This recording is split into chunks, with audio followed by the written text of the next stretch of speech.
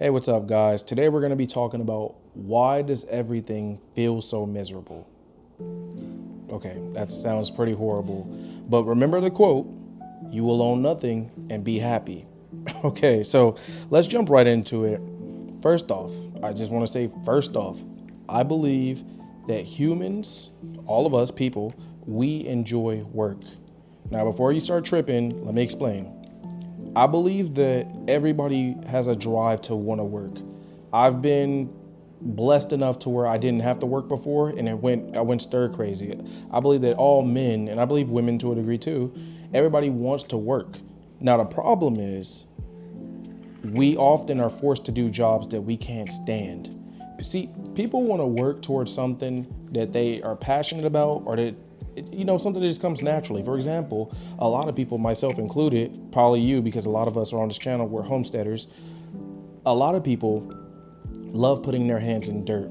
We love planting seeds and dealing with crops and animals and just being around nature and hearing the birds sing. A lot of people would love that. And you know the saying, do what you love and you'll never work a day in your life. Well, I think that applies. A lot of people are like, hey, if I can just do something that's a little bit more enjoyable, I wouldn't feel so miserable. But oftentimes we find ourselves working in some cubicle or working for some horrible company that has us doing a horrible job where we are also adding to the miserableness of other people. And I hope miserableness is a word, but still. So I do think the first thing, and I mean, this is in no particular order, but I do think the first thing I have to say is that the work that we do, that often is a big reason why people are miserable, because I don't think people have a problem working. I just think the jobs that we have to do often suck. They often suck. Let's just be real. Okay. So that's number one. Secondly, that leads into my next point is that even when you do these sucky jobs, let's clarify.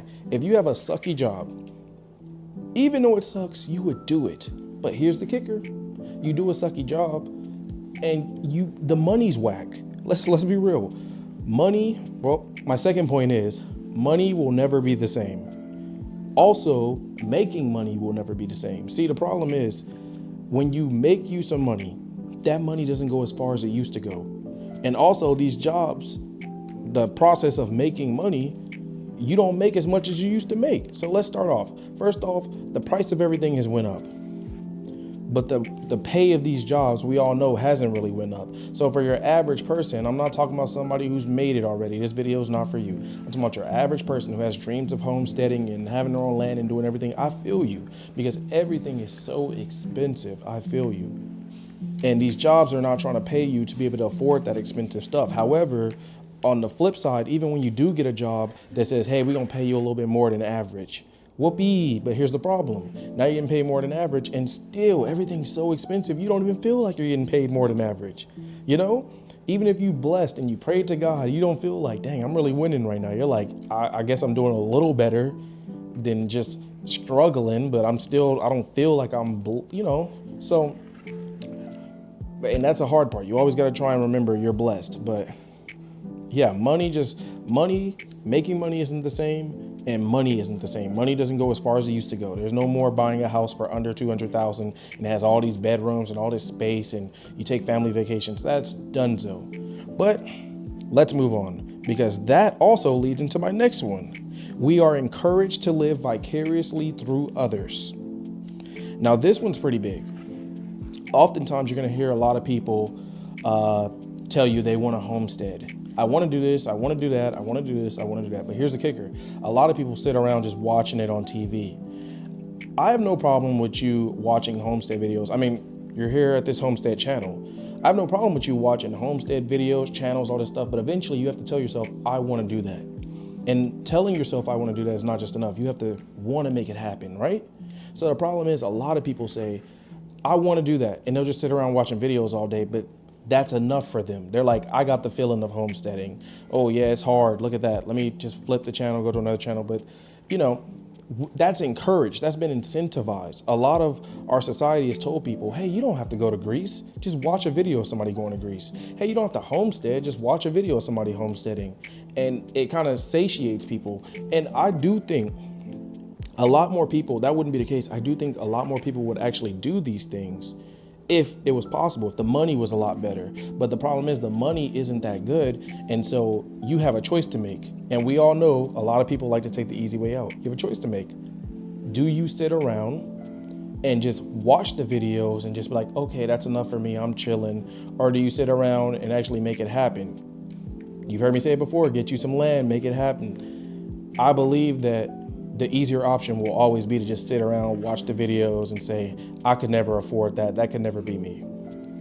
That adds to the miserableness of everybody. That's why things are so miserable, because people feel like they can't do it. They feel like all they can do is just watch videos. So I do believe that's another big one. Lastly, and again, I can go on about this all day, but I want to respect your time. This is my final point. Lastly, I will say there is a doom overload.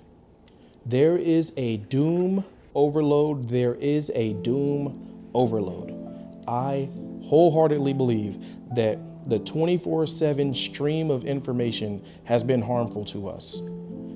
Being on your phone from the moment you wake up to the moment you go to sleep. And I mean, I've been guilty of one of those people who watch YouTube while I go to sleep, or I can't sleep and I'm watching YouTube, or I just leave it playing. I'll leave a sermon or something playing and I just go to sleep. I get it. But from the moment I've woken up before, I've heard my phone doodaloo, doodaloo, doodaloo, notification. This person died. There's this new virus. There's these wars popping off. Oh, there was this going on. The government did this while you were asleep. That's one of the worst, but I won't start. I believe that's not good for us.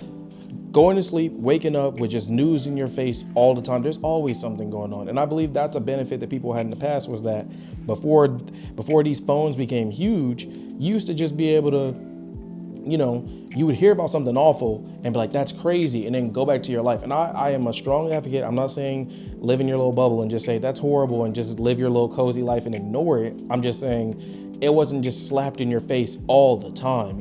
Sometimes I wake up and I just open up my phone and it says somebody passed away.